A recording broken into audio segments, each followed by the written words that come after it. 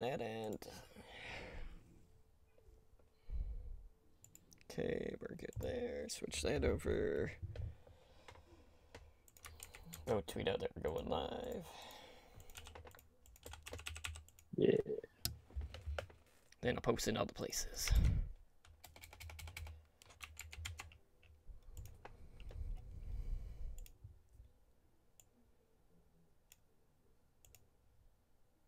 Let's see. Retweet. Retweet. And retweet. Alright. Copy this.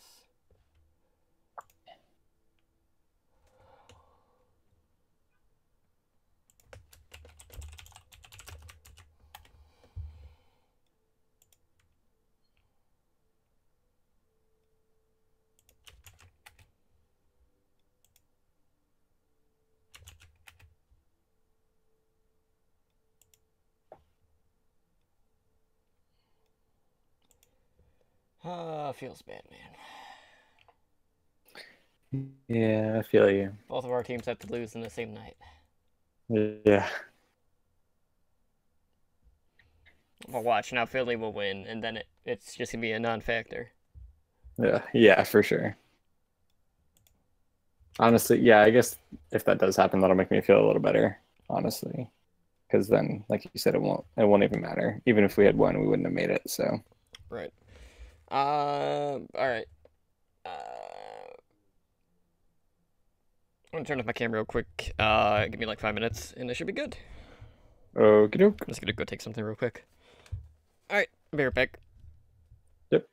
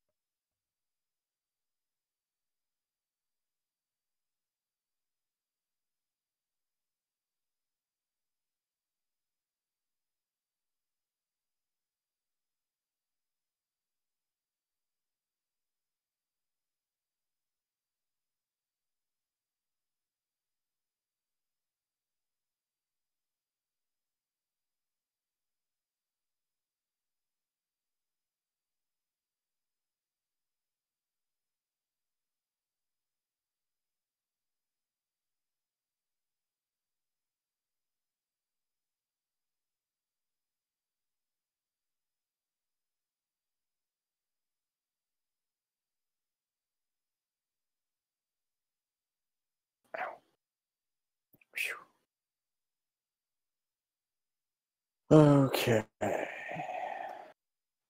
Twitch TV.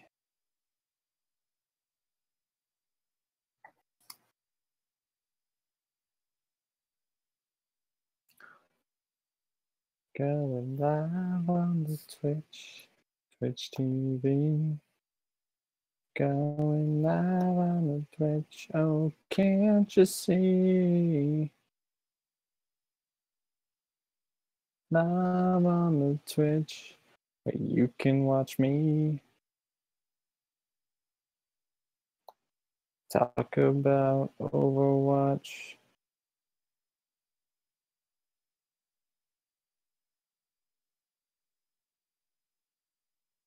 Um, I'm trying to find something that rhymes.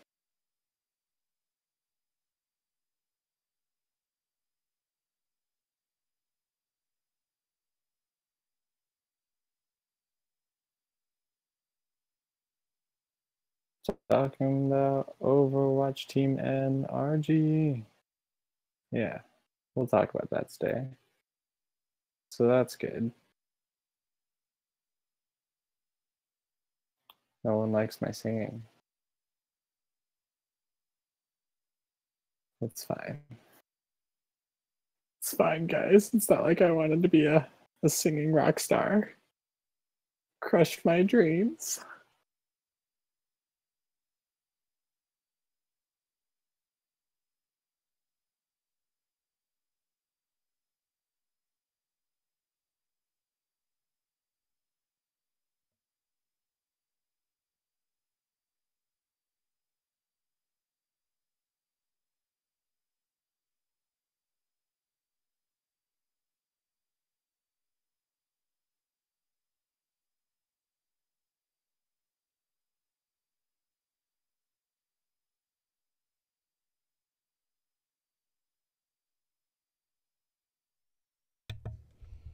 Alright.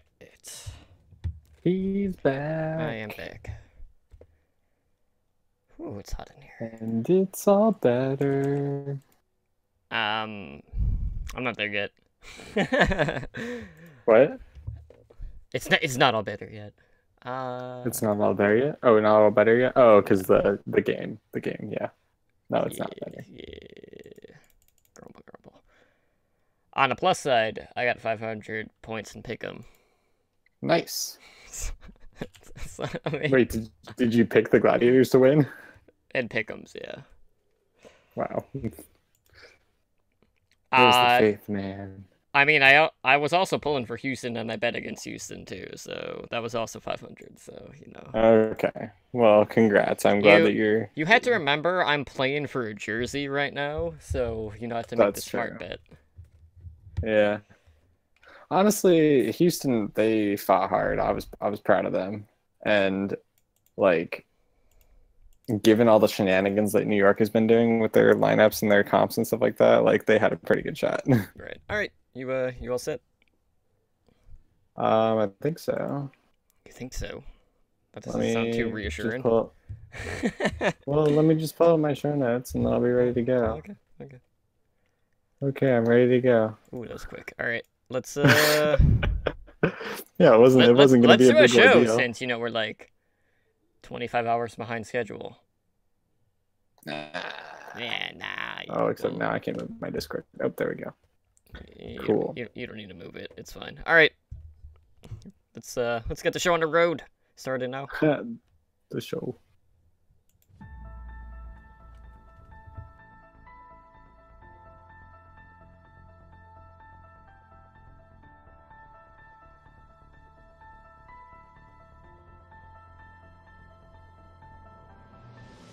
You are listening to Overwatch League Network, The Backcap, the podcast with insight on the Overwatch League's path to pro and contenders analysis.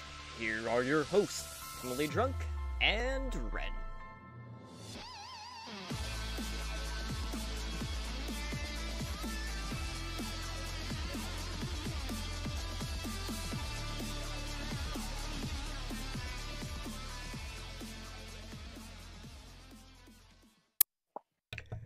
What is up, guys, and welcome back to Overwatch League Network, the Backcap. Man, I can't talk. It's been a long day. The podcast with insight on the Overwatch path to pro scene. I am your host, Emily Drunk, and tonight on episode 20, we're going to go around the Tier 2 scene to discuss the latest path to pro news.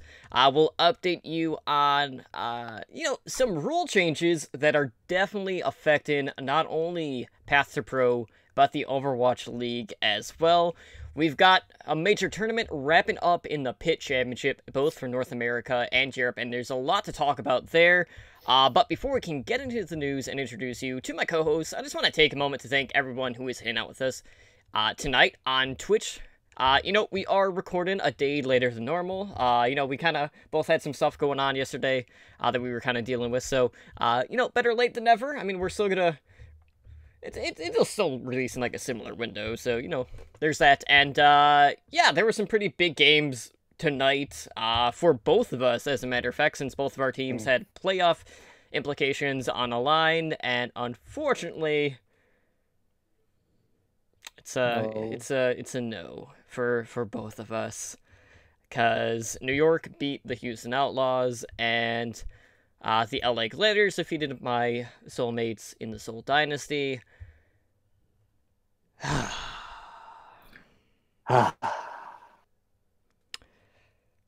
So yeah.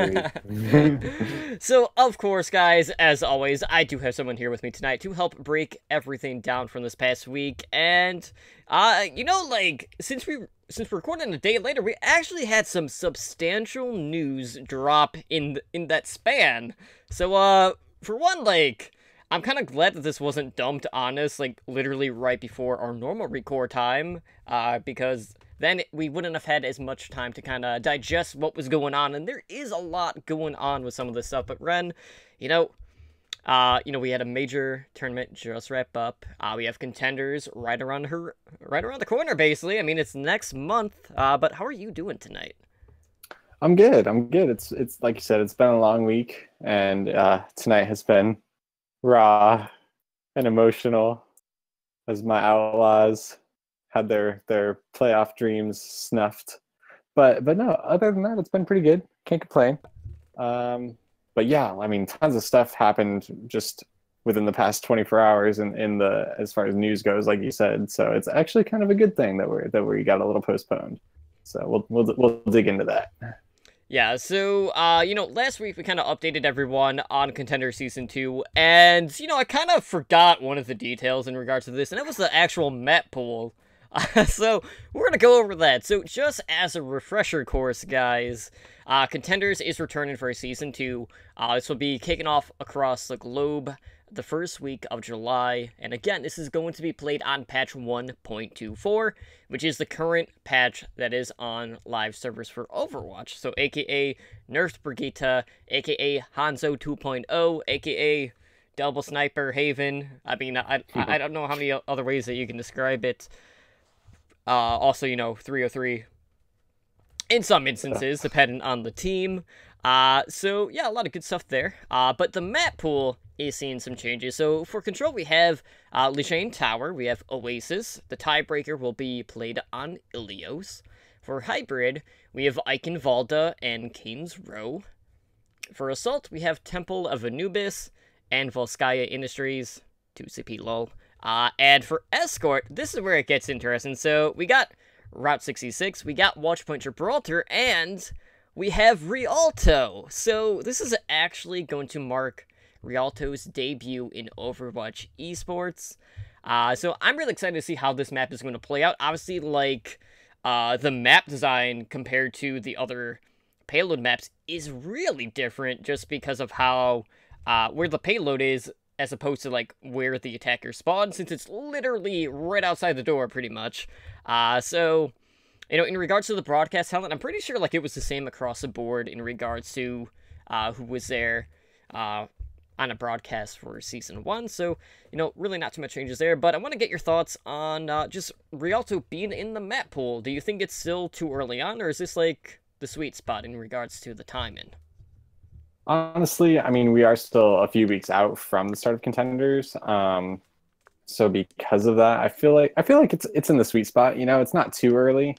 I mean, because you could say even if they waited a little bit to put it into competitive Overwatch, then I mean they still might not change anything, because I don't think it's definitely different. It's not broken, and it took them how long to fix Horizon? So, I mean, I think it's okay that they're bringing it in already. It'll be interesting. Yeah, we'll see if any gondoliers get slaughtered in any of the matches. If that's still a thing. I don't know if that's still a thing. I haven't hopped into Rialto in quite some time, so who knows? They might all...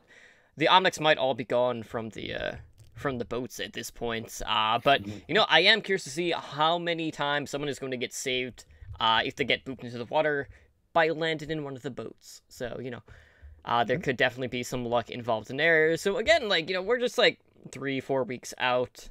Actually, less than that. I mean, it's already mid-June. Time has flown. Yeah. So, really, 3 weeks at this point, and then, Contenders Season 2 is going to be here. And with that, guys, we do have some updates to the rules. So, these are basic guidelines in regards to roster construction. And this was kind of posted, I think it was yesterday. And this was for ahead of Overwatch League's second season. And I want to cover everything here. I know there's a decent chunk that isn't Overwatch Contenders specific, but it does kind of tie in near the end. So for August 1st, this is when the sign-in window opens up for the Overwatch League teams to negotiate extensions with their current players or to sign players from their affiliated Contenders team, aka the Academy team. Teams may also begin making player trades. So on September 9th, this is when the inaugural season agreements come to an end. So any players that aren't under contract will become free agents. So from September 9th through October 7th, this is an exclusive window for the expansion teams to sign free agents. So, they got roughly a month in order to to scout out the best competition, maybe build around a certain core from another team, maybe Northern Lights, because we know, someone picked up 3 of their players, might be an expansion team. And, since those players got pulled away, we've kind of seen what's happened to Northern Lights in Trials. It's not looking too hot there. But on October 8th, this is when the free agency sign-in window opens up for all of the teams. So in regards to rosters, guys, there's a few adjustments, and I want to talk about one that was specifically designed due to the Florida Mayhem. And that is that teams must have a minimum of 8 players under contract by December 1st. So, like, if you recall, guys, like, kind of going back to when teams were coming together, when contracts were being dealt, Florida Mayhem decided, you know what, we're just going to sign the Misfits, who were one of the EU powerhouse teams at the time, who had been been together for quite some time here, and they only signed them. And we saw how that panned out. Not so good. They couldn't do any substitutions. They couldn't really do any role swaps, anything like that. They also didn't have that many people on their like coaching staff either, and they ended up finishing 11th in the league, only better than one team who everyone will know is the team that hasn't won a game yet in the Shanghai Dragons. But basically, I am going to dub this the Mayhem rule because why else would it be there? They don't want a similar situation to that. So players who turn 18 prior to the season deadline will be eligible to sign Overwatch League contracts for the 2019 season. So if you were born before May 1st, 2001, you'll be eligible. And they made an adjustment to player agreements, so they're no longer fixed to 1 year with an additional 1-year option. Players and teams can negotiate contracts for up to 3 years with a max of 1 year as an option, in addition to the 1 to 2 guaranteed years. Now, there's also the same that they're doing in regards to contenders for rosters. So, rosters for contenders are capped at 8 players. The Overwatch League teams can reach out to all contenders players to arrange tryouts and negotiate contracts, provided they inform that player's current team within 24 hours. So again, sign-in of a contender's player will result in a buyout fee. And these fees now are actually negotiable, but they are capped at 100% of the player's annual base salary in Overwatch League, plus any sign-in bonus. So, something that you and I had talked about for quite some time is, okay, well, what if someone else approaches one of the Academy team players from, like, an outside org? We didn't know whether or not someone had a right to match them if they were affiliated with that team. And actually put this in here now, so now we know for a fact, this was still the case prior, but it wasn't in writing.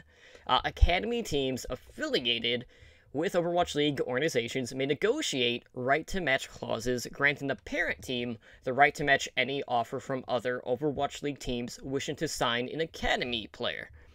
So there's a 7-day matching period that's put from the date of the initial contract submission to the league offices. So, the teams just have to notify the league as well as the parent team 24 hours before contacting that non-affiliated Academy player to arrange a tryout or to negotiate a contract there.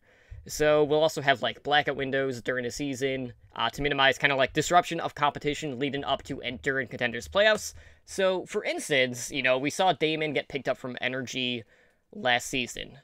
He went from Energy to the Shanghai Dragons, and then Energy just kind of like how should I put this bluntly? They basically they shit the bed. I don't know how else to describe it. They definitely had their wins taken out of their sails. So that's why that is happening. So at least now we finally know that there is right to match. So, the biggest question mark was, okay, what's going to happen to Flower? And now, it's definitely more of a bargaining chip, knowing that, okay, well, New York can just keep raising the offer, and then, a team outside of that would basically have to go into a bid war if they want to take a star caliber player like Flower away from New York. So I'm definitely excited to see what that happens, but I want to get your thoughts. So, we know that contenders rosters are capped at 8. There's also another thing that we're going to talk about that will also play into this, but are you expecting all of these contenders teams to go to the cap at this point, knowing that, there have been several issues in regards to running these smaller rosters? I wouldn't be surprised if most teams opted for at least seven and either 7 or 8 players. There are still some teams that are out there that operate at like the minimum 6, and they do okay, but it just makes more sense to have the availability of substitutions. It increases hero pools. It can account for sickness or injuries and all that kind of stuff. It's just a smarter way to play, as long as whatever sponsoring organization has the resources to make it happen. So I do expect most, but not necessarily all, teams to take advantage of the extra couple of players they can field. Absolutely. So another thing that is coming to contenders, as well as Overwatch League, and this is really interesting. So we are getting the introduction of what they are dubbing two-way players. So teams and players can negotiate the right to designate a player as eligible to compete in contenders on an affiliated team. So you could go from like the San Francisco Shock, and then you could play for NRG, who is their, academy team. So any player that's on a roster may agree to be eligible for contenders play, but a max of 4 players may be designated as two-way players during each Overwatch League stage. And that's actually quite a bit when you consider what the roster locks are.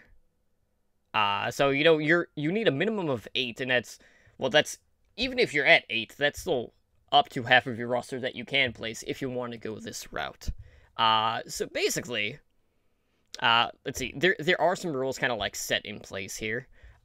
So those players need to be identified and submitted to the league office prior to each stage. And these two-way players are eligible to compete in contenders based on certain rules. So two-way players count towards both the Overwatch League roster max of 12. They still have to earn the same salary and benefits of an Overwatch League player. They also count towards the 8-man contenders roster.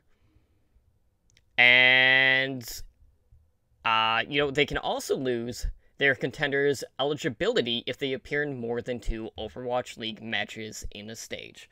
So, by 2 matches, I'm assuming it's not maps, it's just 2 separate games.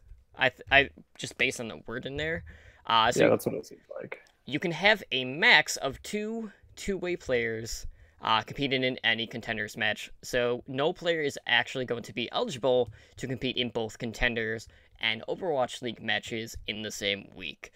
So, there's been quite a few players in regards to, with the Overwatch League that hasn't seen play at all.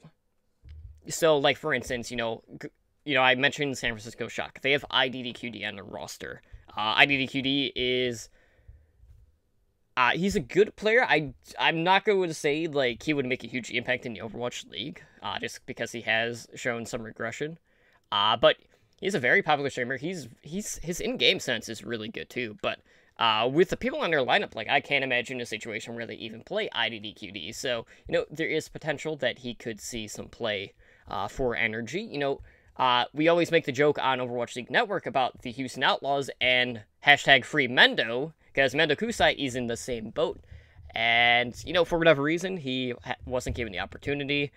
And I don't know if that was just because he kind of got his confidence rattled in the preseason or what, but, he could be seeing some time competing for Optic Gaming.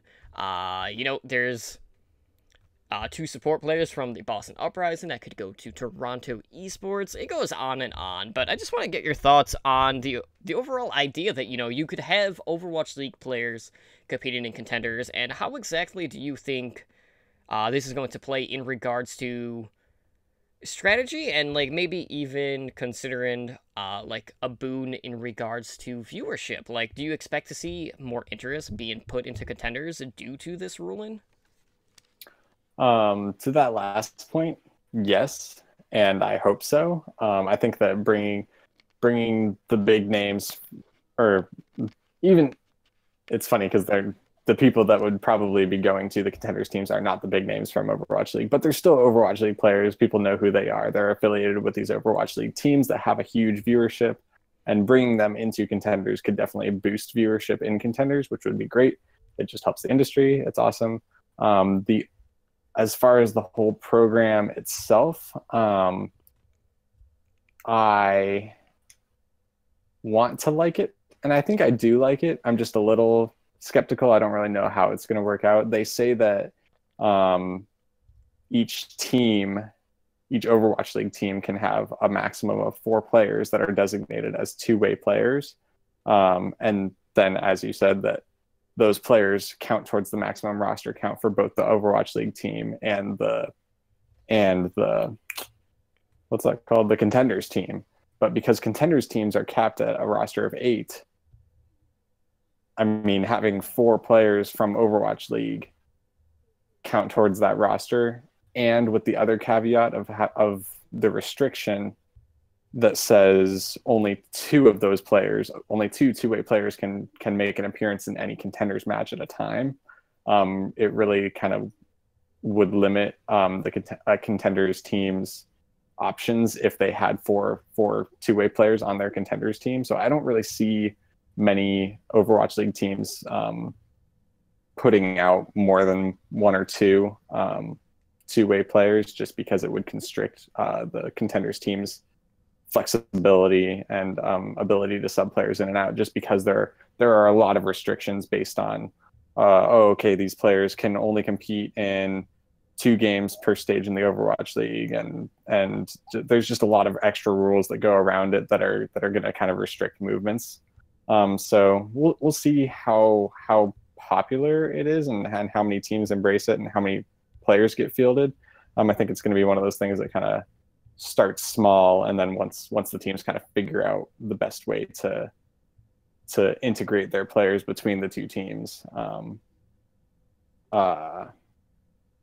it might become a little more popular. Another thing that I was thinking about also was that an Overwatch League team could use it. I mean, they do have it's written, like you said, they have the option to put in the what's that called? The clause in their contracts where it says like they have the right to pick them up from their academy teams if they want them before other teams get them. But in lieu of that, they could also scoop up those players that they really want from their academy teams, put them on the Overwatch League team, and then designate them as two-way players, just to guarantee that they're on the Overwatch League team as well. So that could be another use of the system.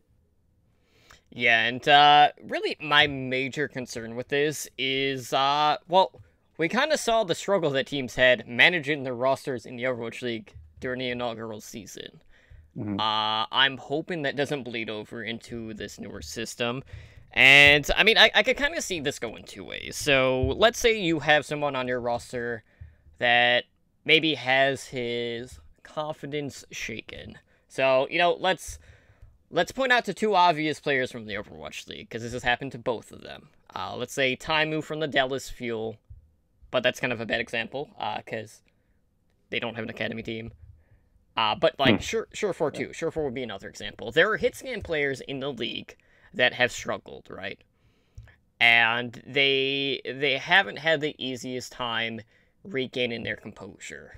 Maybe if they're flagged as, a 2-way player, they can come in, play some games in contenders, maybe get their feet underneath them again, and, maybe they'll get their form back. But, like, I also feel like something like this is going to open up the door to more internal scrims with your affiliation teams.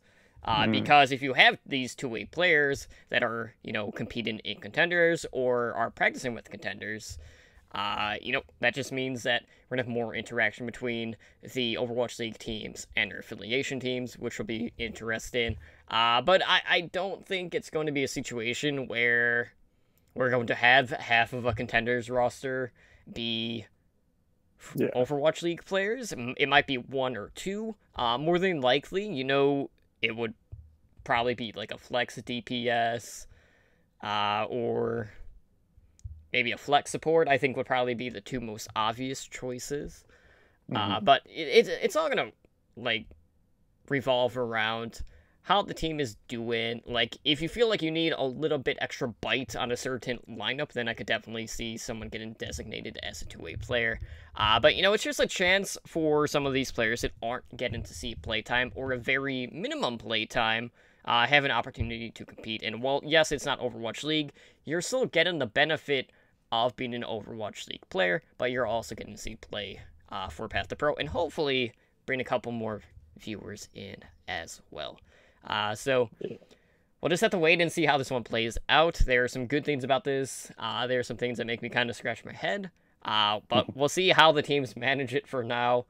But it could make for some very interesting matches here in the very near future. And earlier today, you know, we have a roster update that I definitely want to talk about, because this is a former player from one of the teams that I followed very closely in the Overwatch League. My other team, my other Korean team, and Energy Esports has actually signed Rascal. So Rascal has returned to the United States to compete in Overwatch Esports, and Energy Esports is the team that picked him up. So, you know, Energy Esports is the affiliation team for the San Francisco Shock. So, you know, just a quick update. So, for Contender Season 2 and Season 3, that's going to basically, like, wrap up before the end of the year. So, you know, that's going to give Rascal and a lot of these other players plenty of time to show off their talent in hopes of being picked up for an Overwatch League team. So, Rascal started the Overwatch League season as part of the London Spitfire lineup. You know, he was on their roster when they had won the Stage 1 title. And, you know, London did qualify for the season playoffs after some other struggles in the middle of the season. He was later traded to the Dallas Fuel at the end of Stage 1. And, you know, he saw a little bit of play for Dallas Fuel. It wasn't a ton. We got to see him tech in some Mei every now and then, which is pretty cheeky, especially on Nepal, which is always entertaining. But he was later released from Dallas Fuel amidst all of their issues, kind of in Stage 3. And this is due to, and I'm going to do air quotes here for extra emphasis, his commitment to the team not meeting management's standards. Whatever that means. You know, there was a lot of talk about this guy's toxic, yada, yada, yada. It was blown into proportion. You know, if you were on competitive Overwatch at the time, you saw all the drama. Like, I don't want to read into all of that. But for whatever reason, Rascal wasn't a good fit for the Dallas Fuel. Then again, was anyone really a good fit for Dallas Fuel at the time? Probably not. But, you know, who knows? Maybe they might make the Stage 4 playoffs. Probably not. Given the fact at the position that they're in right now, because I'm pretty sure they need like a 3-0-4-0 to get their spot. But shifting gears, that means, like, basically, like, right now, the Shock are going to have the right to match any offer. Rascal is going to see if another Overwatch League team were to approach him. So, you know, let's start with the big one. Is Rascal, you know, is he going to get a call up to the Shock? You know, could he be considered a two-way player in this case? I think that if he were called up to the Shock, because as I understand it, I think two-way players are designated by the Overwatch League teams, not by the Contenders teams. Right. So if he were called up to the Shock, I think that it would be very likely that he would see play as a two-way player, at least to begin, just to kind of maybe slowly integrate him into the team. I honestly didn't keep up with a ton of the drama that was surrounding the whole Rascal situation, because quite frankly, by that point in the season, I was just done with it all, especially with the Fuel. Oh my word, God. Nightmares. So I don't know if any of the accusations about him being toxic and all that crap actually hold any weight. If they do, then maybe those are problems that will be addressed later on down the line, and that might gate him from being pulled up to the Shock. But as it stands, I do see them pulling him up eventually, just because he is a talented guy, and then using that probably that two-way player system to, like I said, do kind of a slow integration. So absolutely. So just a quick overview of Rascal the player. In regards to his hero pool, he is a flex DPS player. And this is what's interesting. So he plays Genji, he plays Junkrat, He plays Pharah, so I mean he is projectile based, but he does also play hit scan. We've seen him on McCree, we've seen him on 76.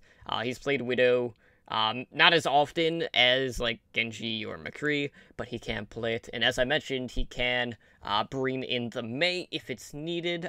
We got to see some Mei play earlier in the Overwatch League.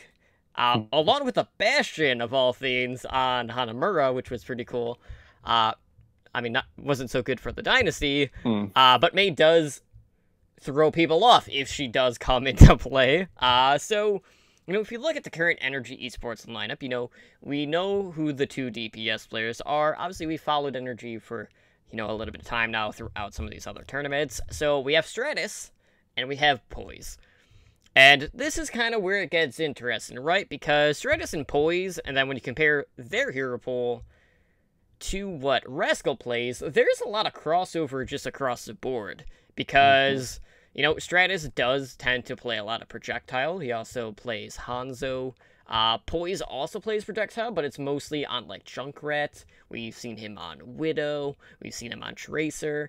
So, Rascal plays a little bit of everything, so he could literally sub in for either one of the DPS. But, like, in this situation, like, do you think he's going to sub in over someone in particular, or is it just going to be based on what the map needs? Because there are instances, currently where we have seen a lot of, double sniper or, Widow Pharah, something like that. So he could always be used in a situation like that. That's the thing. From Energy, we've seen, Poise and Stratus together look very good very often. Especially in the current meta, you have a lot of situations where they're going into a 303 and they need to run a Pharah and a Junkrat together kind of thing. And that works out really well with their hero pool because they're both respectively very good on those heroes. They both also, like you said, can bring out the double sniper. So there is a lot of overlap. I feel like, for one, they're both very good DPS players already. So Rascal being the new guy, he's going to have to prove that he's better than at least one of them to be subbed in consistently. And then if he is subbed in, I don't know why, but I'm getting a feeling that he will probably end up subbing more for Poise. And he might even start leaning more towards those hit scan roles if they ever do need to go projectile hit scan, and then they'll pair Rascal on hit scan with Stratus's projectile. That said, I still feel like even if that isn't the case specifically, Rascal might start moving more towards the hit scan heroes, and then he can get paired with either one of them based on whatever the situation needs. Yeah, I could definitely see that, because they really don't have that specialist type role in their current lineup.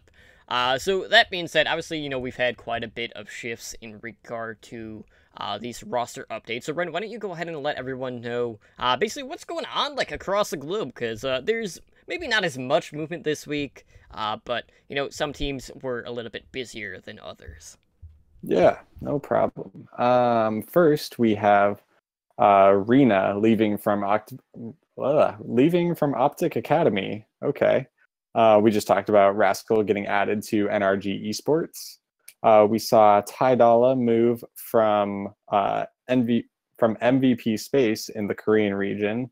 Left from MVP Space. Sorry, we'll get to the move later. Adora also left from Foxes in Korea. And then Modern got added to Meta Athena.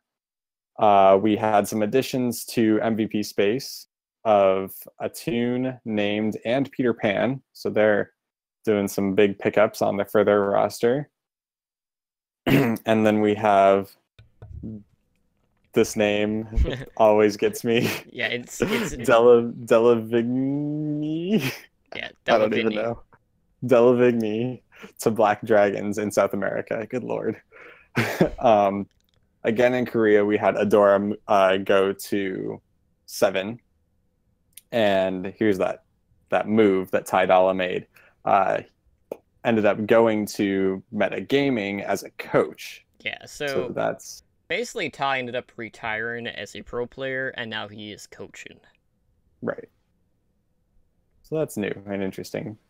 Anywho, and the last thing that we have is Lip. who went to Team Blasa in Korea. Yeah, so quite a few changes there overall. Obviously, the biggest sign-in out of that lot is Rascal.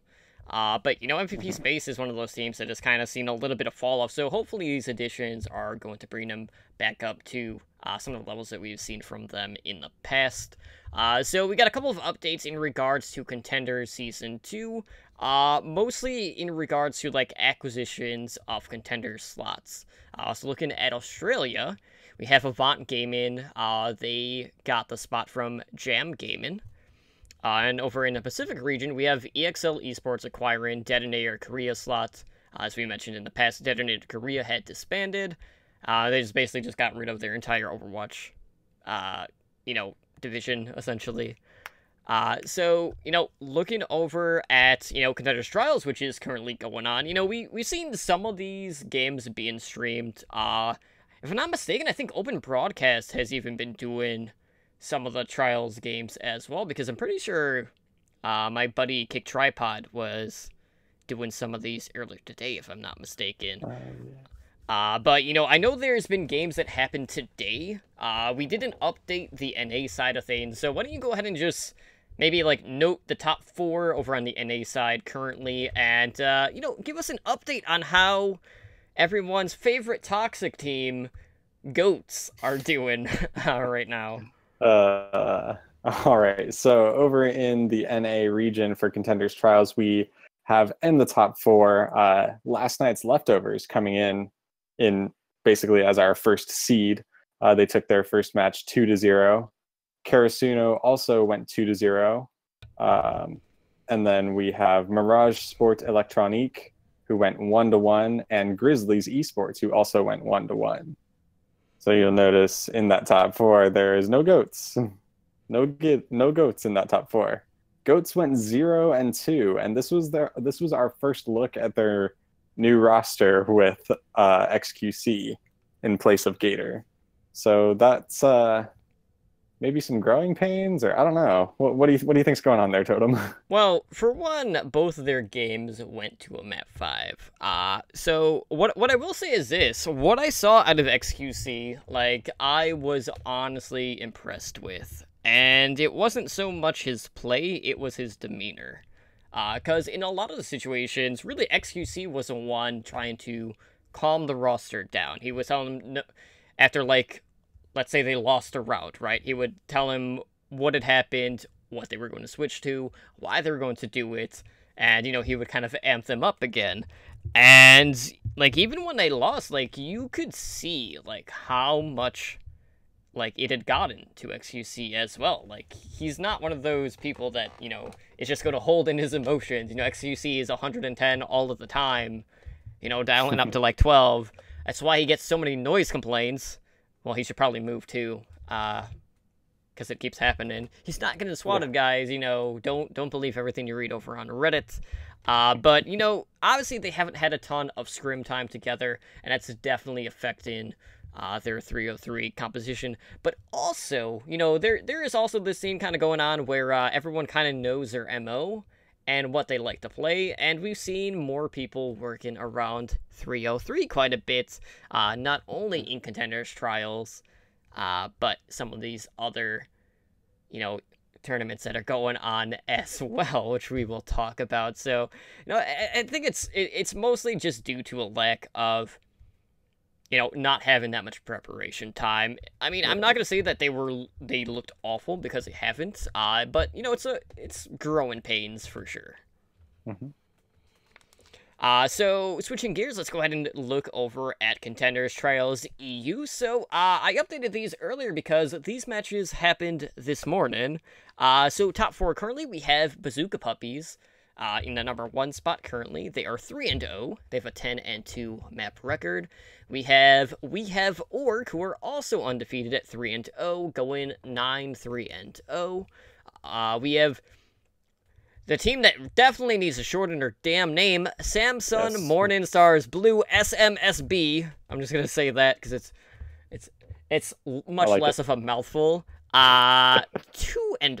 They have an 8-4 map record, and rounding out our top 4, we have Snakes, who are 2-1 with a 7-4 map record. And as I noted, I mentioned some of the Northern Lights core got picked up for a team. What team that is, we don't know. Probably an expansion team for the Overwatch League, just saying. And right now, they have gone 0-3, and they have only taken one map out of the 12. Oh. So they are essentially Don't say it. The NA bye week, or the EU bye week okay. in this that case. Was better than I thought. I thought you were going somewhere else with that. Oh, yeah. Well, they're not Shanghai. I mean, for one, okay. there's not 40 matches for them to lose. Okay, so yeah. we're not quite going there.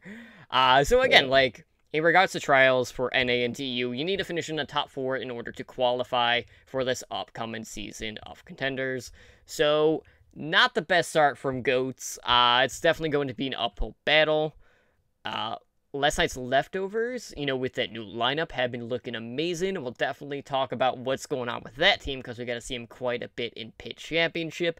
And speaking of the Pit Championship, let's go ahead and update you on basically all the matches that took place here in this past week. And it's worth noting both regions did wrap up. So since we last talked to you, we saw like 7 to 8 matches for NA. So we saw in the upper semis, we saw Energy Esports defeat Goats 3-2. So going to the lower bracket for lower round 2, we saw Goats defeat Grizzlies Esports 3-0. We also saw Fusion University stay alive in the lower bracket, defeating Envision Esports 3-1.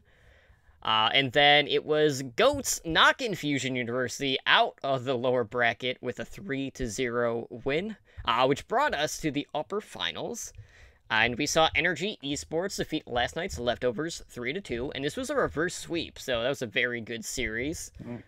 In the lower final, we saw Goats defeat last night's Leftovers 3-2, so LNL got knocked out. And then in the grand finals, we had Energy Esports going up against Goats, and it was Energy Esports coming out on top 3-0. And the Energy meme of years past is dead. They did not finish 7th, they did not finish 8th, they actually won a tournament, and I feel so relieved, because this has been something that has been, I'm not going to say it's been looming over all of their heads, but it's in the back, it's in the organization management's back of their mind, right? It's that little seed of doubt that, can we really pull this together? And sure enough, they did, and that was an awesome series. We'll definitely talk about that. Goats, we saw a lot of people knowing what they were running. They knocked Fusion University out. Fusion University, I was shocked that it ended that way. Obviously, we were expecting them to be heavy favorites. Kind of same with Envision. I honestly didn't even think of Energy Esports as a favorite to make this deep of a run, let alone win the thing. So that was a nice surprise. As much as I love Stratus and seeing him play, this was a different Energy lineup. All right, it's just, they look like a completely different team. So let's go ahead and run and talk about that upper final that had Energy Esports going up against a new look in last night's Leftovers, because LNL is a completely different team, and they impressed the hell out of me. Oh, yeah. No, this match definitely had me on the edge of my seat. Like you mentioned, it was a reverse sweep. It went to 5 maps. So get comfortable. It's going to be a bumpy ride. But we did see the match start out on Lijiang Towers Gardens, and LNL came out with the first cap. They took the advantage easily with both the Widow and the Pharah matchup, and they, again, easily took that map 100-0. So that was pretty cut and dry. But then we moved on to Control Center, where we saw LNL's triple DPS come out with Dogman switching to the Sombra, and Nex taking the Brigitte. This left DCOD's Winston as the sole tank on their team, with the other DPS opting for the Dive Heroes. And that actually worked out well for them at first, granting LNL the first cap, but the point was flipped at 30%. LNL then attempted to retake by initiating with an EMP, but somehow, okay, this is sick, Rob timed his Transcendence, it was beautiful. perfectly to get the Transcendence out just before Dogman hit his Q. So that was a clutch play from Rob. On the next fight, the point flipped back to LNL, but NRG comes in with a fast retake and gains the final 10% they needed to finish out that map. We finished on Night Market. Obviously, that's the only one left. LNL ran 303 into NRG's Pharah Widow, and between the extra damage and smacks just popping off on the D.Va, as per usual, NRG was able to take the point after LNL accrued only 23%. Poise eventually switched from the Widow to the Junkrat to counter out that 303 comp, as we know and have talked about so many times before. And the point kind of waffled back and forth a few more times, and the game was like really neck and neck until Stratus came in with one of those sneaky Pharah back caps to bring NRG to 99%. LNL took it back in overtime and was actually able to push it to overtime as well, and then beat NRG in the final brawl, giving LNL the win on that map. Then after that, we moved over to Numbani, and LNL had the first attack with an interesting comp, I think. Dogman went out on the Brigitte, and Sugar Free and Enlair on the Genji and Sombra, respectively. Sugar Free went to town. He allowed them to break through point A and continue on to point B with some sweet Dragon Blade action. But eventually LNL was able to break through a McCree that was brought out by NRG later on in the map, and secure point B in the final seconds. Then LNL went to make some comp switches to 303 while we saw NRG attempt to counter with the Pharah Junkrat once again. And they stopped the LNL attack just short of the point C cap. It was very close to capping point C, but not quite. And then NRG attacked next and had a hard time at first breaking through the LNL defense between Enlair's Widow and Sugar Free's Junkrat. But they did eventually get the payload moving, and we saw some hero swaps coming out later on to a dive v dive actually. And Sugar Free came alive again with a 3K blade, giving LNL all kinds of room to work. But NRG was able to take point B, and LNL put together a couple more strong defenses, but they were unable. Oh wait, no. And they were able, my bad, to shut down the NRG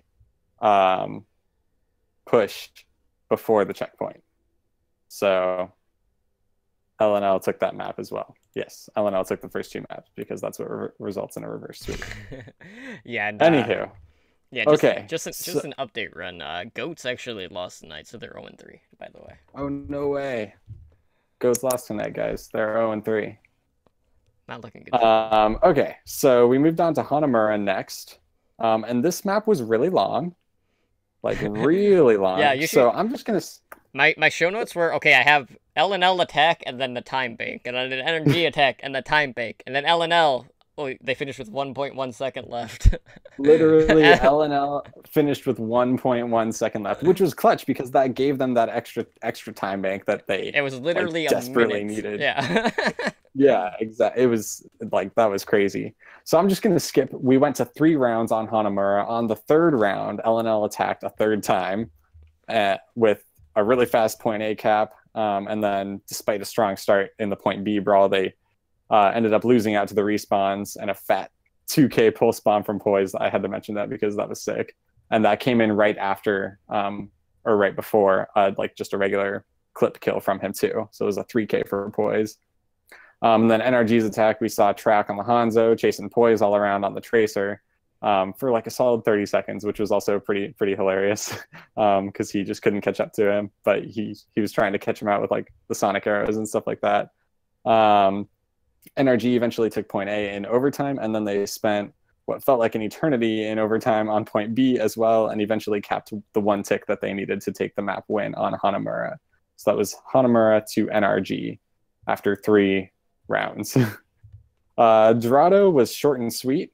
We saw a mirror match come out of double sniper comps on LNL's attack, and NRG was able to make much better use of their sightlines and make a really a stellar defense against LNL's against last night's leftovers. That's whatever words. Anywho, so and that left them 4 meters short of the point A capture. So that's where the payload stopped after LNL attacked. NRG attacked. Both teams brought out the pulled pork and the whole double sniper thing again. But NRG just shredded it and finished that map easily. We finished out on Ilios for a tiebreaker, and they went to well first. NRG capped first and completely just rolled over LNL. LNL was running triple DPS, which was interesting. Didn't work out for them that time. And they finished that one with 100-0. And then we went to Ruins, and Poise came out on the Widow, and LNL was running 303.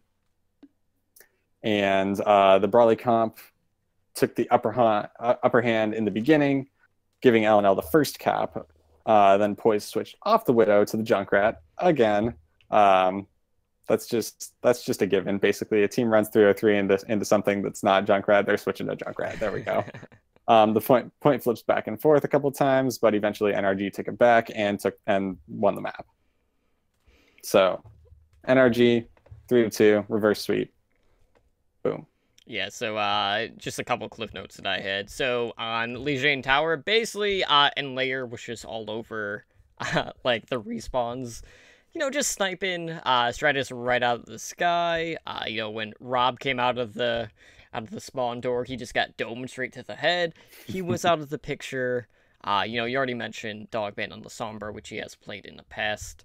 And there were a lot of times where Enlayer would be on the Hanzo, he would use the Dragon Strike to split up energy, and that definitely helped work things in their advantage. But I really think for LNL, it was DK that was the MVP early on. Oh, yeah. Because there were multiple occasions, especially on the first map, where he would come in and get like a double kill or a triple kill. But there were also some times where they didn't really keep track of the point, and Phosix would just kind of like swoop in on the Mercy and flip it and wrestle it away from him. Which they won the map, but you have got to pay closer attention to the objective. And I definitely want to talk about what we saw on Dorado, right? So we saw pulled pork coming out with the double sniper on both sides. So we had the Roadhog, we had the Orisa, we had the Hanzo, and we had the Widowmaker. And the key difference between the two teams is, for NRG running this, they had the burst damage to break and eliminate the shield every time it was put out by LNL. And as soon as it would get popped out, it would be gone within like a second. And LNL could not recreate that. So the amount of pressure that was being put on in the burst potential between, pocketing the there's Zenyatta and having a Storm Arrow at the ready and having a full charge Widowmaker shot, the shields were just getting obliterated by energy, and that completely just won that map for them, because every time that LNL tried to drop a shield, it was just gone and they had nothing to protect them. So it was interesting because they kept trying to do the same thing, and that mirror comp was not working out for LNL, and we didn't see any sort of adjustments from them overall. But really, I've been really impressed with Rob Dab. I had followed him for quite some time back when he was on, was it Luminosity Gaming? This is going back a while. Yeah, it was Luminosity way back when. So I'm really glad to see him getting quite a bit of play. And we got to see a ton of Ana, which is definitely came into play in the grand finals a lot. So let's go ahead and talk about that Energy Esports versus Goats grand finals that we saw. So, Goats coming out with the 303, obviously no surprise there. Energy ran the Pharah and the Widow to counter this.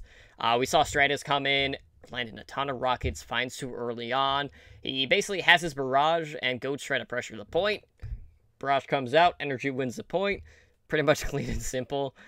And we see the Coalescence coming out from Lethal, but Poise just domes him in the head with the Widowmaker. We see Stratus commit another barrage, but it was pretty much after the fight was already won, so, might have been something that he wanted back at this point. But Goats move straight to the point. Wavy is, at this point, max charge on Azaria, and the Graviton doesn't quite connect, but Goats still end up getting the kills despite that. And it was really Poise finding the picks on Widow that kept energy in that current fight. And, Stratus was kind of hit or miss on the Pharah. His other barrage didn't quite get the value that they wanted, so Goats were able to flip it, but energy already had the point at 99%. At that point, Swan ended up blocking Gator's Earth Shatter, which was huge. Stratus ended up picking off Sit's Brigitte. And, yeah, basically the kills were all going in Energy's favor. They flipped the point back, took round 1. Early on in the next round, Sit hooked Phosix in, Goats took him out. They got a couple more kills to gain the initial control on round 2. And this was when Wavy really started turning up on the Hanzo, and Energy didn't quite know how to handle his Hanzo, because he picked off the Mercy, he picked off the Pharah, so there goes your air control. He found Poise's Riptire, but what was crappy about that was the fact that, well, Goats lost their position on the point, and Energy just kind of like backcapping on him. But, a little bit back and forth there. Energy does flip it back later on, and, before we know it, we're at 99-99, and, yeah, Goats and Energy just keep going back and forth, and it's really off of Smex's 2k that flips the point, allowing Energy to take map 1. We would then play on Numbani, where Goats try to just ignore Poise's Widowmaker. Doesn't work, especially in that first engage. They then try to wrap around. They find Poise. Wavy actually finds Phosix with the Storm Arrow, and this is where they start to punish Energy. Stratus goes for what many would consider the hero play barrage, only to be shot in the head by Wavy.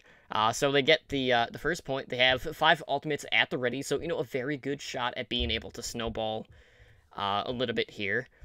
And Goats just end up pushing Energy all the way back to the spawn. This is something that we've seen time and time again from Goats in quite a few of their series. And they finish Numbani with 3:59 left on the clock. So on the Energy attack, Poise finds Tenza's Mercy, picks up 2 more kills right after that. Tenza is able to get back into the fight. He resurrects Wavy. But this is where Energy start to push forward. They secure the kills, get the first point. But, they didn't really turn up the aggression at that point. They probably could have staggered a little bit more, or just, created more space for the payload, but they didn't, which was kind of interesting. We saw basically Dragon Strikes coming out on both sides, and Goats end up pushing Energy all the way back to their spawn, which, time and time again seems to be a theme for that team and their aggression.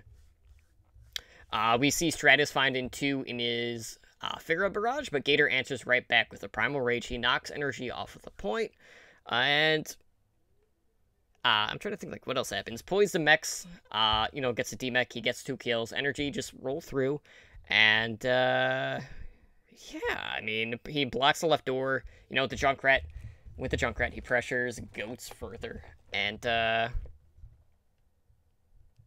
there's just a lot of back and forth on this map. Trying to think if there's anything actually worth noting. The Bionades from Robdab were a theme throughout this entire series, time and time again, especially when Goats were running the 303. You would get that anti-healing out, everyone would be bursted really low as Goats would try to engage, things like that. And it was just time and time again. Rob landed almost every single Bionade that I saw. It was absolutely absurd. And, with the 303 comp, you have to stack up quite a bit. I know at one point Smex ended up getting a Nano Boost on his Diva at the time, so that was interesting. Not something you get to see every day. He did drop Lethal, and Energy just hold on, not allowing Kalush to get back into his mech, and then we see Stratus find 2 and get a D-mech as Numbani ends in a draw. So, you know, kind of a lackluster finish there overall. So we go to a tiebreaker map in Oasis, and this is where, Energy, they drop Tensa early. Stratus and Wavy, they're doing a little Pharah battle in the sky, and Stratus opts to, not fight it. After landing a couple shots, he pressures Lethal, and he secures the kill, but not without getting taken out himself. Goats win that fight, and they flip it at like 44% at this point. Wavy goes in with the barrage. It gets DM'd by Smex, and Energy flip it right back. We see Poise find Gator with some Storm Arrows, and we see Energy push forward. This is where they start to get more aggressive, and Swan punts Lethal around. His Energy is at like 90% at this point. Gator ends up dropping before the Transcendence comes out, and it's Smex finding a triple kill as Energy take the first round. And basically, on the second round, it's pretty straightforward. Goats it up on the point, and Stratus just decimates the front line. So Energy get the initial cap, and Gator's barrier is basically just getting shredded by the burst damage, which I had mentioned from map 1. Basically the same story here. Rob Dab ends up killing both Goat DPS and gets a D-suit on Kaluge, and at that point, things were just out of control. Energy take it 2-0. So we move on to map 4. This is game point for Energy. And, Goats just get hit with Bionade time and time again. This is the story of this map. And they just get rocked by Energy on their first attack.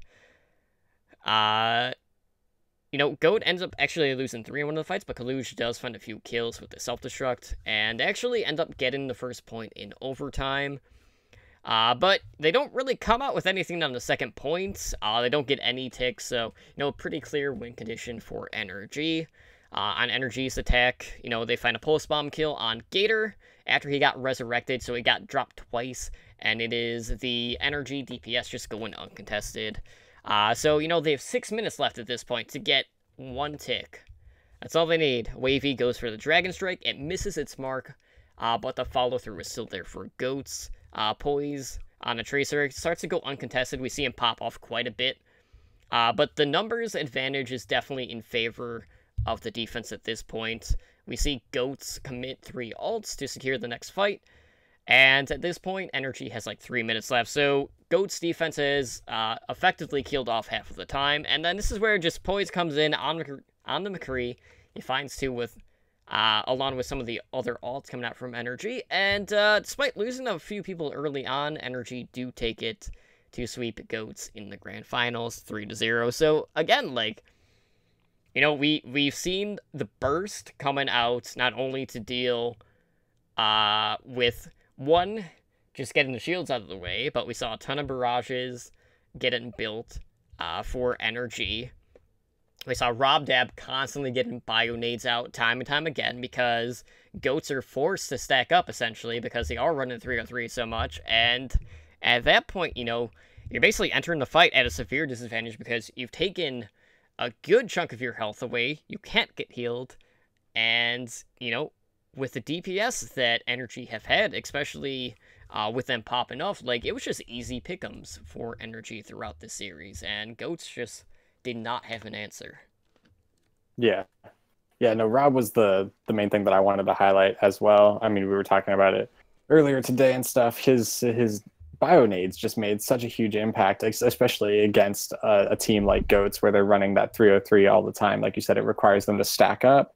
It requires them to all be in the same vicinity, and because 3-3, I mean, it depends. It's tanks and healers. It's people who need lots of healing and people who give lots of healing. If you negate all of that, then it just shuts them down. And I would not be surprised if more teams started to take that on as a tactic to deal with 3-3, bringing out an Ana and using Bionades to really counteract that. So definitely some stellar plays by Rob on that part. Absolutely. So shifting gears, let's go ahead and take a look at what happened in Pit Championship EU. So not as many matches this past week. That's because it started before NA did. So we saw in the upper final, we saw Eagle Gaming defeat Snakes 3-1. And so Snakes dropped to the lower final, where they would go up against CIS Hope, another one of our teams that we've been pulling for. Mm-hmm. And it was Snakes coming out on top, defeating CIS Hope 3-1 in the lower final. setting up a rematch of the upper final, and it was Eagle Gaming coming out on top yet again, this time defeating Snakes 3-0 in the grand final. So let's start with the lower final, and then we'll talk about the rematch in the grand final between Eagle Gaming and Snakes. So again, we started with Lijiang Tower. This is where Zhao finds Kodak really early on, but CAS also lost their Zenyatta as well. CAS end up getting the better position in here. They get control of the first point, and Aang ends up finding 2 with the Lucio that keeps CIS Hope with control of the point. And this is where Nesh comes in over the top with the Pharah. Gets a barrage in. Snakes is able to flip the point. But, Zhao comes back in, drops a Graviton Surge. But, Nesh is just like, you know what? Quad kill. And Snakes just answer right back. So, what happens? Unfixed decides to move over to the McCree to deal with Nesh on the Pharah. And, CAS Hope end up kind of getting stuck in the side of the building, or the side building there, and, not very good to be in such a narrow corridor there. And this is where Askin really starts to come into play here. He opens things up, he gets main, Unfixed ends up getting dropped because he tries to overextend, gets caught out of position, and this is where Kodak on the Zenyatta is just, like, all over the kill feed, and Snakes take round 1. So we open up round 2. Kenzie ends up finding an opening pick, and that forces out a Resurrect. Snakes end up losing both of their tanks, which allow CIS Hope to gain control of the point. We see Kenzie headshot both Kodak and then Askin back to back, and CIS just end up losing both supports, and Sharik isn't able to stay alive because of that, allowing Snakes to flip the point back at 83%. And Kenzie was like a constant threat here. He opened things up. He got another pick on Kodak, who was not having a good round. Heiko ended up finding Aang with a self-destruct, which brought the fight back in Snake's favor. And Kenzie again finds Askin, story of this map in particular, and also finds the Mercy there. And it's Sharik just batting Snakes away from the point, flipping it back at 99%. And then, Unfixed on the Pharah goes for a very aggressive barrage, ends up dropping Cave as he goes for a Resurrect, but Snakes end up taking the fight and the point to steal the round. So it was definitely a close one, which brought us over to map 2, which would be played on Numbani. And yeah, so this was basically Askin opens things up, gets a 5k, drops both supports. Snakes take the first point on their first attempt. And that was just a crazy sequence. I've never seen someone get that many picks on a first engage. So definitely check that play out in particular. This is where CIS Hope is like, okay, we're not going to let them snowball us. They get aggressive on their defense. And it's essentially like, we've seen this in the past. They go right to the spawn, basically, right where the payload is. Like, essentially, replaying, point A is the best way to describe it. And, they end up selling for like 30 seconds before they get overrun by Snakes here. We see both support lines getting taken out, and Snakes end up winning a prolonged fight to secure the second point. And then this is where CIS Hope start to crumble a bit as Nesh just continues to rain down rockets, and he finds both tanks, and, they end up finishing the map with 3:27 left in the time bank, so a very good attack being put up by Snakes. So on the CIS Hope attack, we see CIS Hope coming out with the 303. They look to immediately put pressure on the point. Askin ends up dropping Unfixed, who was on the Winston here. He gets a D-suit on Zhao, which forces CIS Hope to regroup. They look to re-engage, and they find an opening pick over on Kodak. Zhao cleans up, finding 3, and CIS take the first point. But Askin comes in, finds 2 picks, stalls out CIS Hope, and he ends up getting 2 more with the Dragon Strike. So again, CIS Hope being forced to regroup here. And then Shriek shatters, knocks down Snakes. Kenzie ends up finding a few kills, but Askin comes through again in the clutch for Snakes, time and time again. And it was really like I would say he was the MVP. Oh yeah, of the whole series for Snakes. We see it got so bad, right, that Unfixed on the Zarya decides, you know what, Askin, I've had enough of you. He solo grabs Askin in this situation to take him out of the fight. They were in that much dire straits. Like, talk about an act of desperation. That's when you know that they are in your head, when you have to invest in ultimate just for one person. So yeah, that's the thing. At that point, Christopher ends up popping his Primal Rage. He punts CIS away from the payload, and Snakes take it and the 2-0 lead. So that brings us to Hanamura. Snakes go full dive on their attack. Kenzie picks off Kodak and Nesh. Askin ends up pressuring the point, and Snakes engage. Unfix ends up finding Christopher early on again, and it's the CIS snipers finding all the kills. And Nesh ends up swapping over to the Widowmaker to deal with the Hanzo and the Widow. But it is CIS Hope that is finding Kill to Kill here, forcing Snakes to regroup. As we got a new subscriber on our YouTube channel, thanks to Too Cool. I love, like, desktop notifications that just randomly pop up. Where was I? Snakes end up getting the first 2 takes before they drop their Transcendence. And they end up investing in their Dragon Strike. They drop a Self-Destruct over the top. CIS end up scattering, and Snakes end up getting a second point with 1:35 left on the clock. So CIS Hope comes out, opting to run that quad tank. So we see the 402 coming out from them. Zhao gets first blood, finding Kodak. And CIS just roll right over Snakes on the first point. Askin tries to go for a Desperation Dragon Strike to try to hold on. Doesn't work. The fight was already lost at that point. You know, he was just looking for, you know, the hero play. Did it come through? Nash ends up finding both supports with his Riptire to prevent the snowball, which was huge there. Heiko swaps to a Bastion, of all things. In this series, the Bastion did not pay off.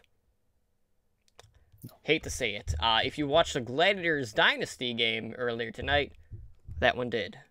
So if you want to see a big contrast, go check that match out. But CIS end up just steamrolling this. It does snowball. They finish with like 5:17 left in their clock. So yeah, basically, CIS again, they complete the map. I mean, they shorten this. They end up having 3:54 left in their time bank again. And this ends up going 3 attacks. And it was Snakes that they didn't have any time at that point. So CIS only needed 1 tick on their 3rd attack to secure the win. So what did they do? They run Slambulance yet again. It was obvious Snakes did not have an answer to this at all. They just rush straight to the point. They find both tanks. They end up getting a win, bringing us to a map 4 in Dorado. And this is where we see Unfix come out with the defensive Pharah, which we don't get to see all that often. And, Nesh goes for a pretty deep Widow flank. Doesn't pay off. Sharik comes in with a fat Shatter. Snakes are forced to regroup. Kenzie ends up finding Nesh on the respawn, which ends up stalling Snakes that much more. We see Unfix trying to go in for the Wombo combo over the top with the Graviton and the Pharah. Gets taken out immediately. And Nesh comes through in a big way here as Snakes reach the first objective. And it's Cave getting dropped midair as the teams look to control the high ground. And Shriek ends up punishing Askin's Hanzo with a fat Shatter here. And the kills end up going in Snake's favor, though, as they continue to push the payload. And, the Hanzo play in this one was kind of interesting because we would keep seeing all these Dragon Strikes just to get absolutely 0 value. So, it was mostly just zone-in ults throughout Dorado. But a lot of the time, Shriek's shield was getting pressured down early on. And, that was another big story, That was a common theme across regions. And, eventually, Heiko ends up coming in over the top with the Self-Destruct, drops 2. And it happens to be both of CIS Hope supports. And Christopher finds another double with the Primal Rage. Punts CIS away from the cart, and Snakes end up fending them off getting 2 sniper kills and taking it 3-1. So a lot going on in this series. You know, some pretty nice plays out of Unfixed, some interesting times to not try to answer people in particular. But all in all, like, you know, Snakes were, you know, this is a newer, I'm not going to say it's a newer roster because technically that's not true. I'm trying to remember which, it was Mosaic Esports that they were prior, and we've talked about Mosaic's issues as an organization, and, you know, they looked damn good in Pit Championship. Oh yeah. No, and I mean, you said it earlier. I think that our real MVP coming up from Snakes was asking towards the end of the match on the last couple of maps. He did have some of those questionable dragon strikes, but I mean, you know, they're zoning ults. It's fine. You know, you can use them for that. It's good. But I mean, he was just, I mean, and in this match and others, I mean, he was just tearing people apart. So they definitely have proven themselves, I think. And like you said, they coming from the Mosaic background, I mean, I think that they've definitely got a good future, at least. But anyways, we'll go ahead and move into the grand final for EU, which did see Eagle Gaming go up against Snakes for that rematch of the upper final. So to start off the series, we started on Ilios on the Lighthouse, and Eagle Gaming took the first cap with their quad tank setup that they like so much. But then Snakes easily flipped it back after basically just wiping them at 21%. Eagle then flipped the point back again after losing a couple of team fights and allowing Snakes to accrue 72%. After some clutch kills from Heiko on the D.Va and asking on his Hanzo, of course, we see Snakes retake the point in overtime, but it wasn't enough as Super Pluke, Leaf, and the rest of Eagle comes in to retake the point and win the map. We moved on to Ruins from there, and Eagle starts out with quad tank again. and of course, they just blast right in and get the first cap. But again, Heiko decides that he doesn't want to let them stick around for long, and Snakes takes control of the point at 35% this time. Again, pretty early on. Eagle came in with a fast retake, though, and held on to it for a bit. But Snakes, once again, took the point in overtime, and this time holds on to it through a questionable grab surge out of Hardest, I will say. But they held on to it through the end, getting the map win. And then on our third map on Well, Eagle once again took the first cap, and despite their full bank of ults on the side of Snakes, Eagle was able to hold on to the point and win out 100-0 after some what seemed to be really good coordination and a strong self-destruct from Nico. So that closed out Ilios, and that went to Eagle Gaming. Then we moved on to Eichenwalde, and we saw Snakes attack first, bringing out the Pharmacy, which we also saw mirrored by Eagle. Snakes capped point A in the first minute, and Eagle decided to change to a 303 at that point. But it was because of their initial comp with the Pharmacy, it ended up being a 303 with a Zen and a Mercy instead of a Lucio and a Moira, which was interesting to see, and it seemed to work out for them until they eventually switched to the traditional 303 after some old usages and deaths and all that jazz. And then after some strong defenses, a sweet D.Va bomb from Nico and a well-timed sound barrier from Lobo, Eagle was able to stop Snakes just shy of point B. So that was a short run for Snakes, a short slither, if you will. No, okay, that wasn't funny. It's fine. Eagle. Yeah, sorry. I'm fading. Eagle attacks with a 303 and makes short work of point A, and then their 303 doesn't have a lot of that long range capability to deal with Nesh's oppressive Pharah. But Nico was actually constantly in Nesh's face, being the only person on Eagle's side that could deal with the Pharah, and gave him a pretty rough time of it. Eagle rushed through most of the rest of the map, and they didn't. And because they didn't even need to make it to point B to win, they were able to complete the map very quickly and easily. On Temple of Anubis, we went to 3 rounds again. This is apparently the week of 3-round 2CP matches. 2CP lol. So, yeah, of course, 2CP lol coming out from Totem, as always. So we're gonna just breeze past the first couple rounds. Snakes finished their first attack with a 5:46 time bank, which should have given them a nice hefty advantage. But like you said, or like you said, who am I talking to? Like I said, we went to 3 rounds. Hardest had some really good moments on the Zarya, and then in the third round we saw Eagle's third attack, bring in the 303, and they took point A really quickly on their second push, and then they made it on to point B before this was actually kind of interesting to watch, and we had a huge disconnect. 3 of their players disconnected. There was a pause. I mean, they were probably paused for 10-12 minutes, and so that was kind of like, it built the suspense up because they were like on the brink of capping point B. So after the match resumed, they were able to cap 85.3% of point B before their time ran out. And then on Eagle's defense for that third round, Hardest brought out the Junkrat to defend against Snake's attack, and it gave Snakes actually a really rough time. Then stalled them for around 3 minutes on point A. That gave them only a minute to cap 85% of point B, and after an all-out brawl on point B, and despite Asking's best efforts, Eagle was able to hold out, securing the map win and the series and the pit championship altogether.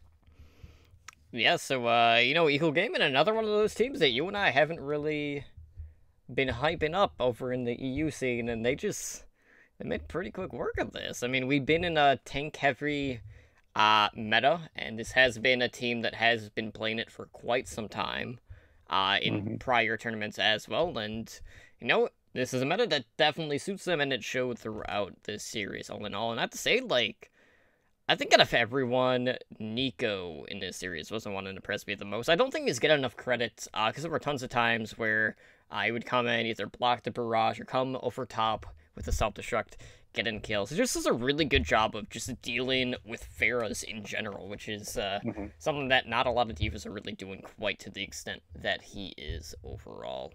But yeah, I mean, 2CP, I mean, what else can you say?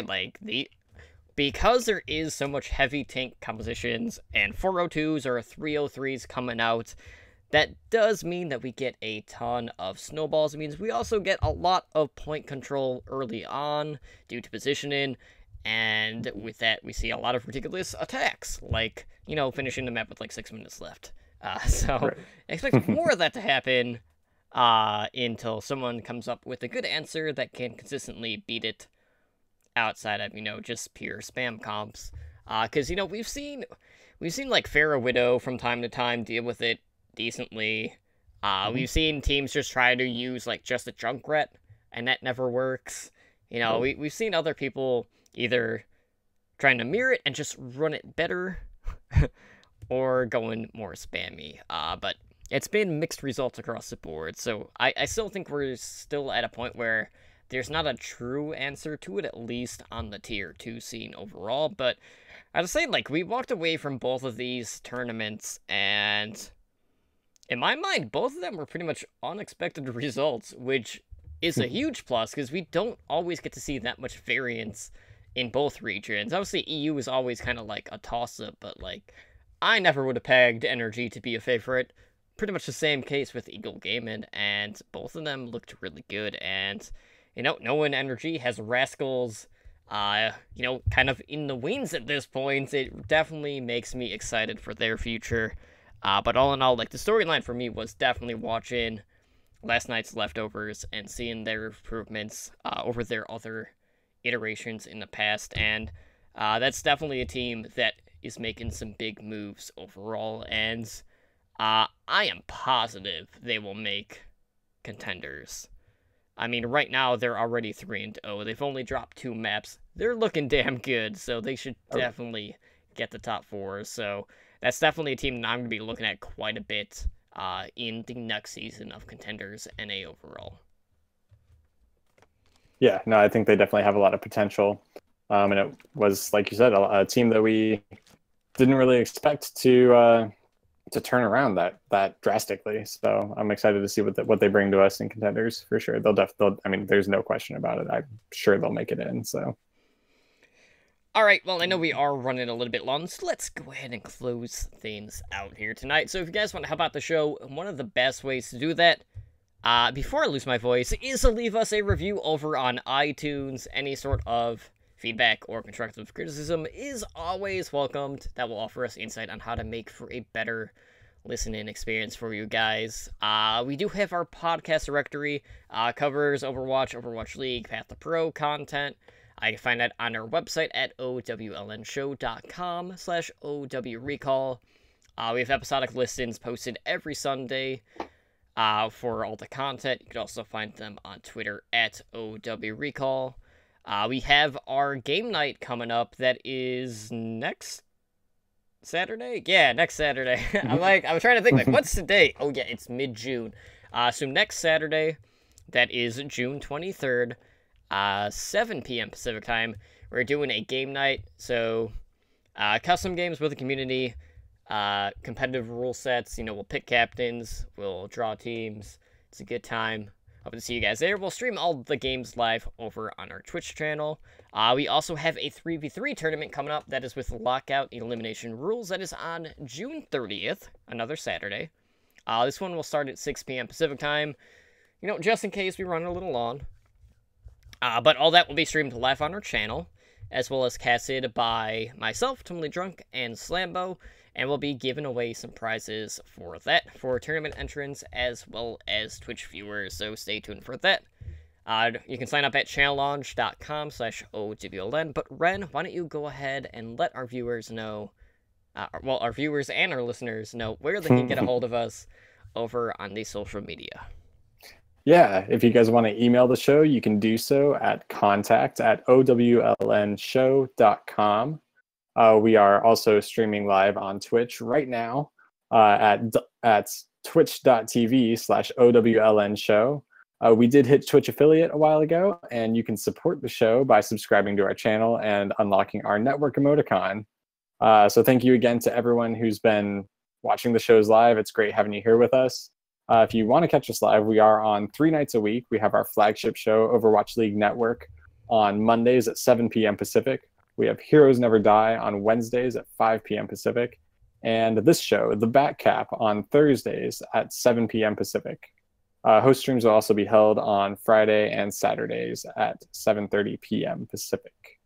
You can also find us on YouTube. You can just search for Overwatch League Network. As you heard earlier, Totem is always very thrilled, and myself included. I am very thrilled every time we get a new subscriber to our channel, because we are very close to getting that custom URL, so you can help us out by subscribing to our YouTube channel as well. We really appreciate that. All of our podcast episodes, top plays, and other videos can be found over there. If you want to get a hold of us individually on the interwebs, I believe Totem can be found somewhere. Where is that, Totem? Well, I'm over on Twitter. That is at TotallyDrunkCTR. I'm also live on twitch.tv/OWLNshow, minimum 3 times a week, max 4 times a week. So, it all depends on, what our schedule is. So yeah, obviously Spider did not record, or not stream tonight, because, we're kind of live during his time frame. So he's a little SOL on that, but, I know he had plans, so I'm sure he's busy cheering on his Dallas field right now as they try to secure their stage playoff bid, which I don't think they're going to get. And last I checked, it was 1-1. So that being said, Ren, when and where can people get a hold of you over on social media? You guys can find me all day, any day, 24/7, 365 on Twitter at PrimalRen. That's Ren with 2 N's. I post all kinds of random crap about Blizzard games, Overwatch, Warcraft, you name it. I also have a Twitch channel for some reason that I haven't touched in a while, but I will start streaming there eventually. Again, at twitch.tv/PrimalRen. But yeah, if you want to get a hold of me, that's where you can do it. Alright, guys, well, that is going to do it for us here tonight on Overwatch League Network, The Back Cap, and yeah, I know No, it's been a pretty hectic night. Hectic night. My voice is like completely shot because I was screaming so much during the first 2 Overwatch League matches tonight. So I apologize if my voice is acting weird. That happens. But you know, we will be back here on tomorrow, Saturday. Yeah, I'm trying to think what today is because it's a day later than normal. For the show, I'll be streaming tomorrow night. 9:30 p.m. Pacific time, and I don't know what I'm going to stream yet. I might do something a little bit different, but if we don't see you back for that, we have to see you back on Monday for our flagship show, Overwatch League Network, as we break down the stage for playoffs. Oh, it's going to be so good. Oh, I can't wait. All right, guys, have a good night, and we will see you guys back next week. You guys take care. Thank you for listening to Overwatch League Network, The Backcap. Be sure to follow us on Twitter at OWLN Show, engage with the community on Discord at discord.me/OWLN Show, and join us every Monday, Wednesday, and Thursday night over on Twitch at twitch.tv/OWLN Show.